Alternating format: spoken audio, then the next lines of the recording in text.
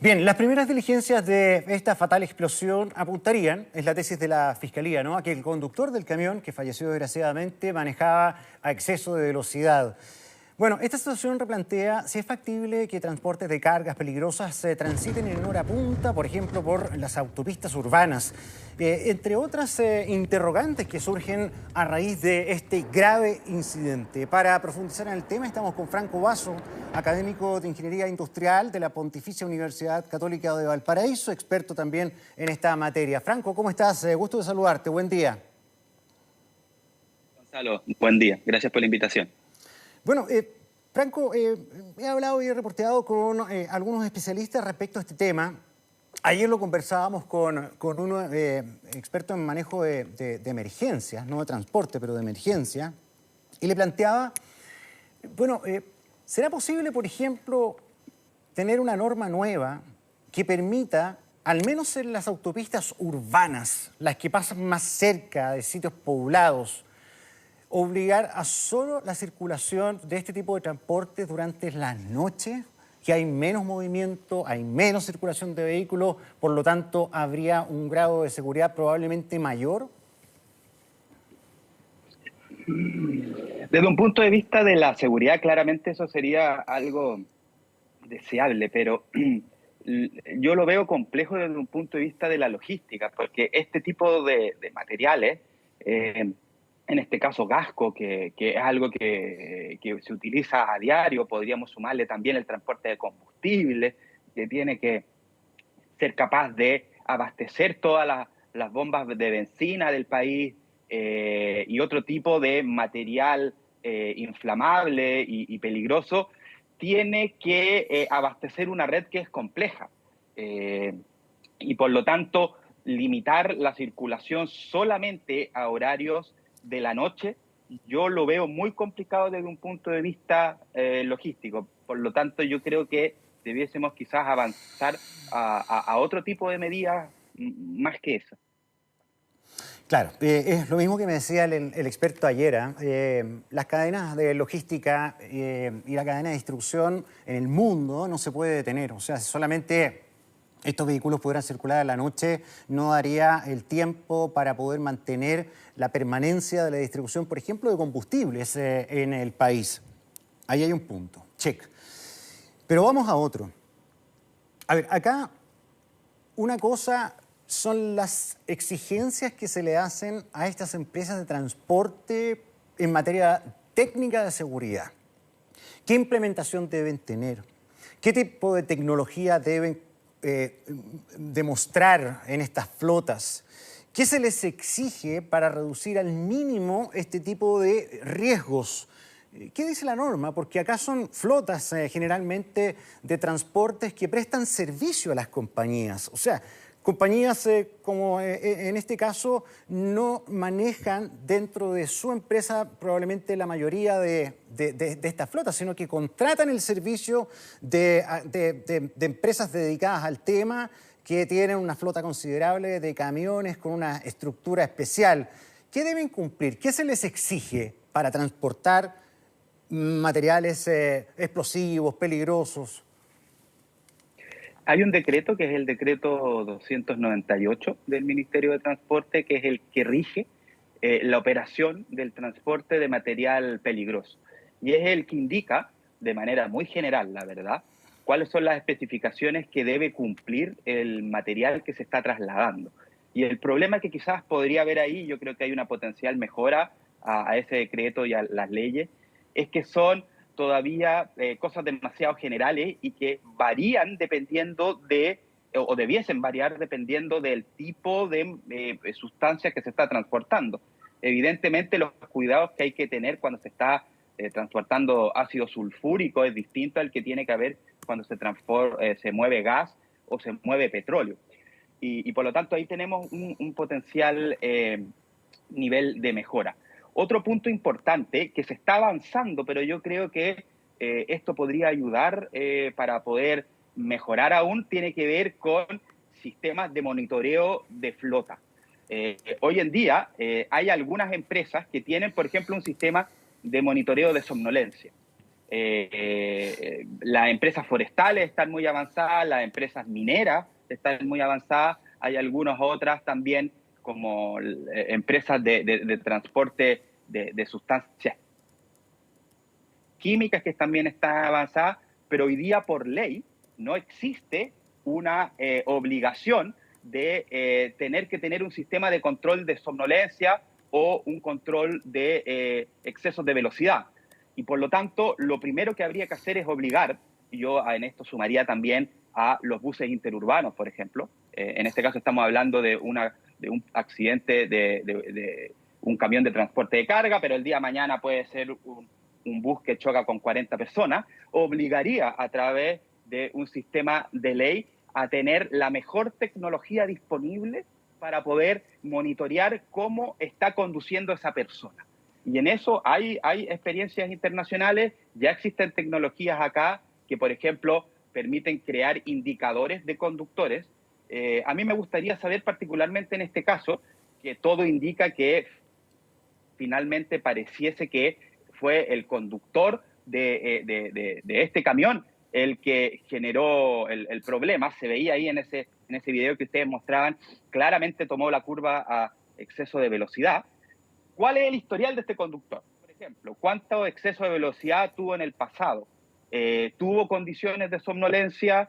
Y esa historia que permitiría ir sacando, pero con datos concretos, a los malos conductores, es algo que en general no está presente en la industria. Sí, a ver, Franco, toda la razón en lo que estás diciendo, pero creo que la norma es demasiado, amplia, general, y al final muchas cosas quedan a la voluntad de cada empresa de transporte. ¿Ah? Y que a veces no son empresas que tienen una flota tremenda, a veces es un mini empresario que tiene un camión con estas características o tiene 2 camiones, en fin, hay una diversidad de tipos de empresas que prestan estos servicios, son camiones bien caros. Ahora, es primera vez que pasa algo así de este nivel con un vehículo de transporte de carga camión en nuestro país. O sea, afortunadamente esto es poco usual. Pero hay que sacar la lección. Hay un tema más general. Si lo llevamos a el transporte de carga en camiones general, acá hay una serie de problemas que yo creo que se han enfrentado bien poco. Sin perjuicio, dejando claro, subrayando que no estoy estigmatizando a todos los camioneros, acá hay cierto tipo de riesgos que no se enfrentan. Uno, la licencia llamada profesional. A ver, la licencia la puede obtener cualquier persona que tenga la capacitación pertinente y pueda pasar esa prueba. Se renueva cada 2 años. Pero, ¿qué pasa en el intertanto? Sacaste el carnet, vas, lo renuevas de nuevo, sin ninguna dificultad, pero en el intertanto, en 2 años, ese transportista puede tener una enfermedad, puede cambiar su salud de manera repentina, puede aparecer un consumo de droga, puede aparecer un montón de factores que creo la ley no contempla como obligación para que las empresas hagan un seguimiento. O sea, y la verdad es que hemos visto casos. Hace muy poquitito un camión desbarrancó en la autopista central llegando a San Bernardo, más o menos, y el tipo iba, no recuerdo si drogado o alcoholizado, pero salió, sacó la ropa, iba completamente descontrolado. O sea, creo que hay mucho espacio en la normativa para un tema tan importante donde conviven grandes camiones. Mira, estamos viendo la imagen de algo ocurrido hace poquitos días. Ahí tenemos la caída de un container que probablemente no fue anclado correctamente en las piñas, ¿no? En estos suertes de pernos grandes que atornillan el container al camión con rampa. Se le cayó. O de repente le pegan a una pasarela, pasó ayer, la botan.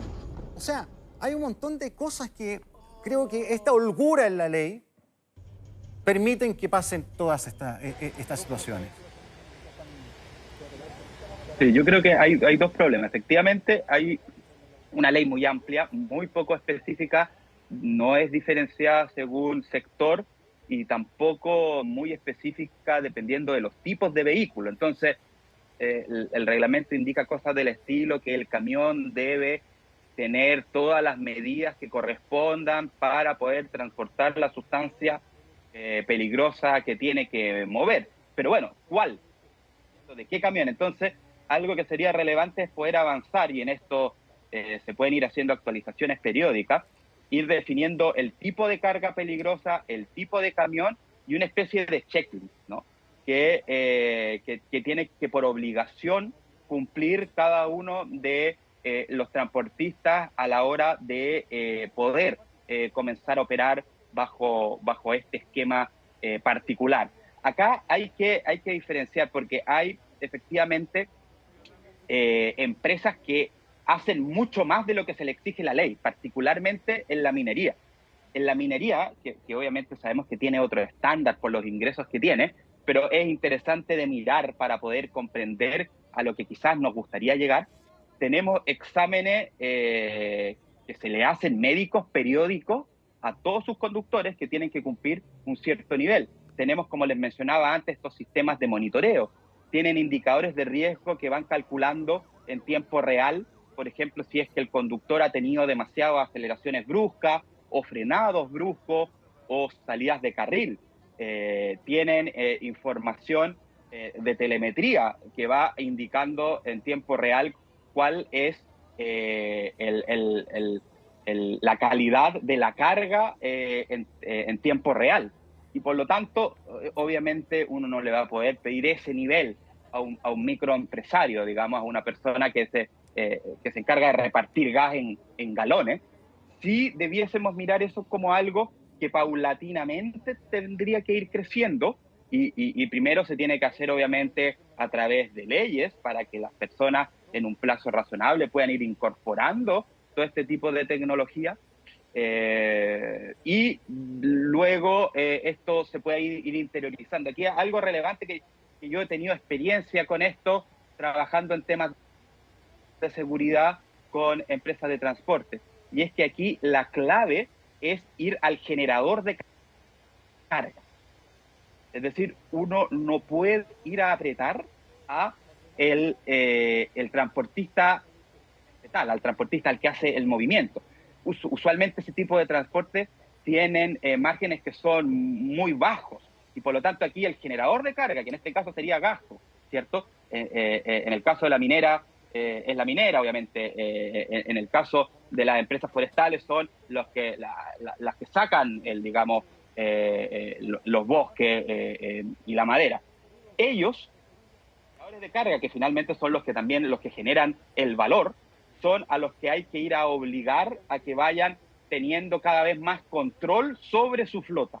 Porque acá el argumento, que no sé muy bien si en este caso ocurre, pero en varios otros sí, en el cual tengo una empresa generadora que se lava las manos al decir, mira, sabes que yo hice un subcontrato y por lo tanto tienen que ir a hablar con la empresa transportista. Eso es algo que no puede ocurrir. Es el generador de carga, en mi opinión, el que tiene que hacerse cargo de exigirle a sus transportistas un cierto estándar. Eso ocurre en la minería, ocurre en empresas más grandes, como les mencionaba.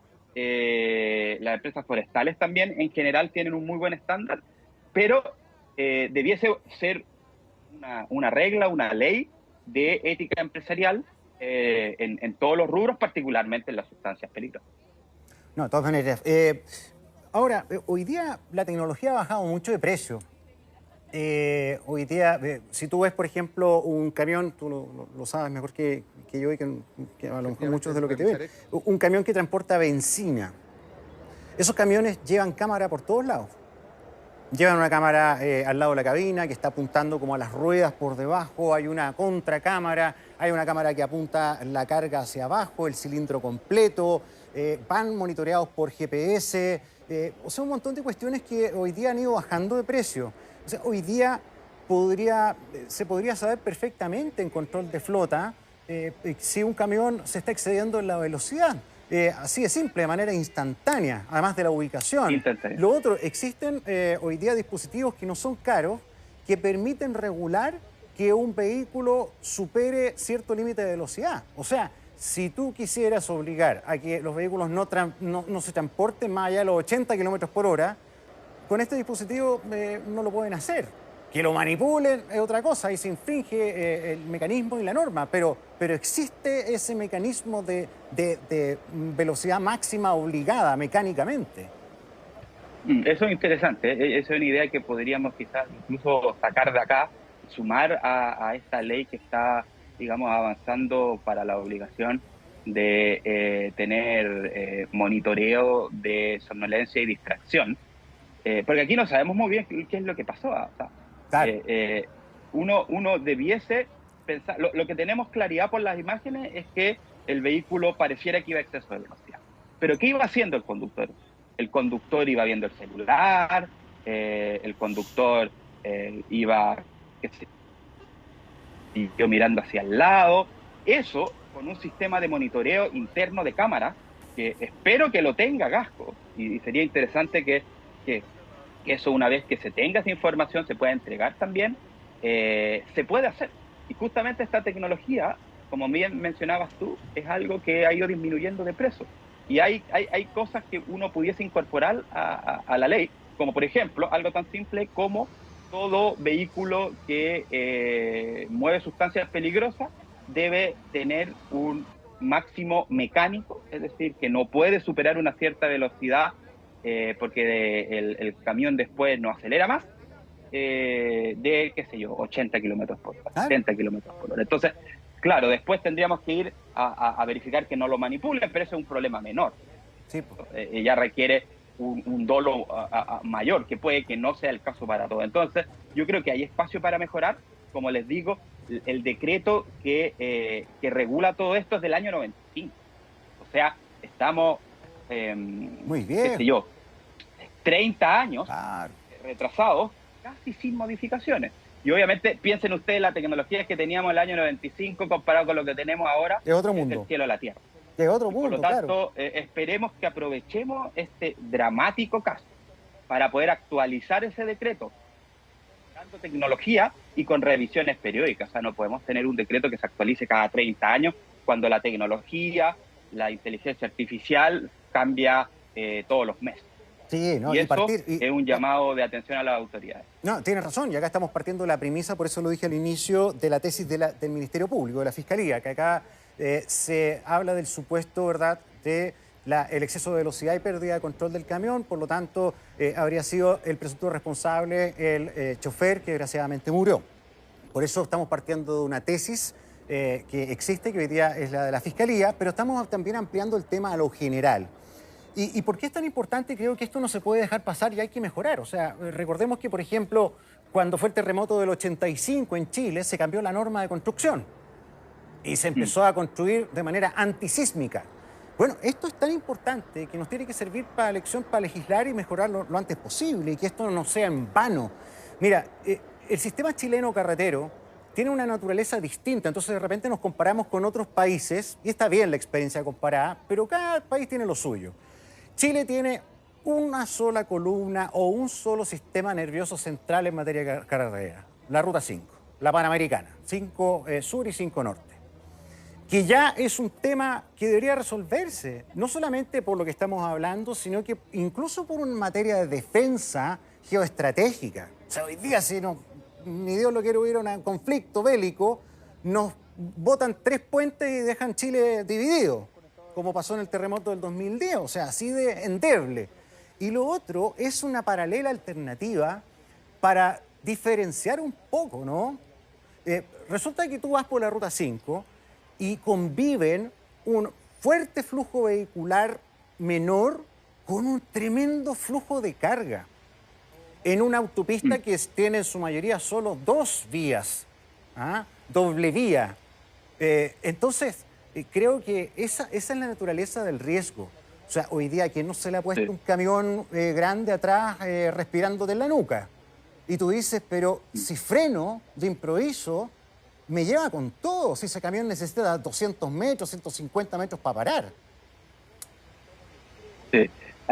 Algo de eso hay actualmente con la ruta General Velázquez y la autopista Central, Claro, esa era la idea. porque claro, la idea un poco de esta especie de bifurcación que existe es que todo lo que es carga pesada circula por General Velázquez, que de hecho es más o menos por donde ocurrió este accidente, y todo lo que es vehículo liviano, digamos, circula por autopista central, ¿cierto? Pero eso, si uno sale de Santiago, se corta, ¿cierto? Efectivamente, no hay más opciones. La gente que va y viene al litoral central en la ruta 68, la coexistencia con camiones que van al puerto, ya sea en la 6-8 que van a Valparaíso, en la 7-8 que van a San Antonio, es súper compleja. Eh, y eso hace y deja de manifiesto la necesidad de avanzar lo que en los sistemas de transporte se llama redundancia. Es decir, uno no puede tener una única opción para ir entre dos puntos, digamos. Y eso ocurre, lamentablemente, en nuestro país de una manera peligrosa.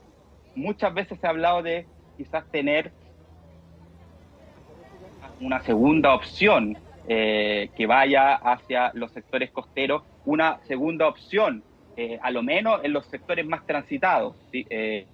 Particularmente hacia el sur, donde los flujos son mucho mayores, que sea paralela a la ruta 5. Y eso, lamentablemente, todavía no hemos visto que haya una voluntad política para poder ir avanzando.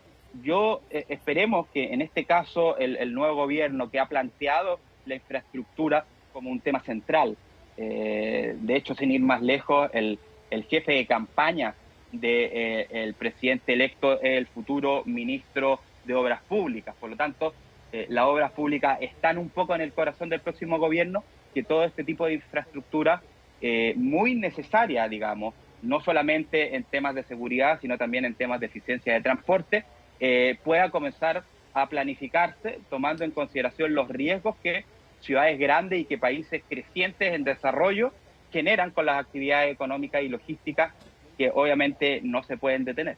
No, de todas maneras, y hay otra realidad también, Franco, a la hora de aspirar a avanzar. Ya hemos visto la imposibilidad muchas veces de acelerar las discusiones políticas, sobre todo legislativas, por la inmensa disgregación en materia de partidos, ponerse de acuerdo ya cuesta de suyo, además del ambiente que hay.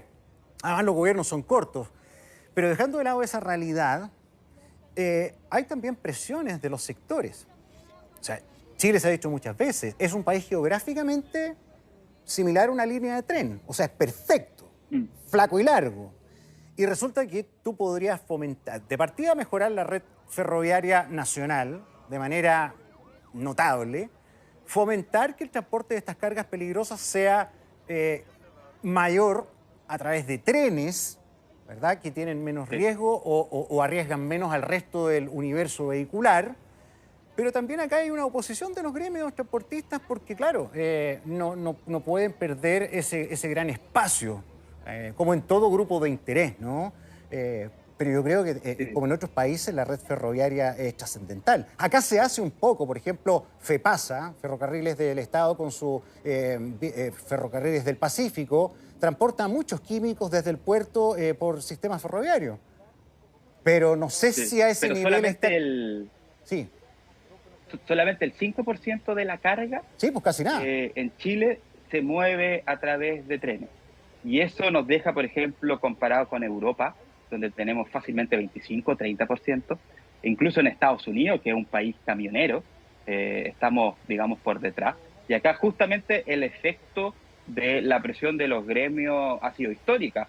El rol que han jugado, paralizando el país varias veces, es algo que sí es relevante para las autoridades.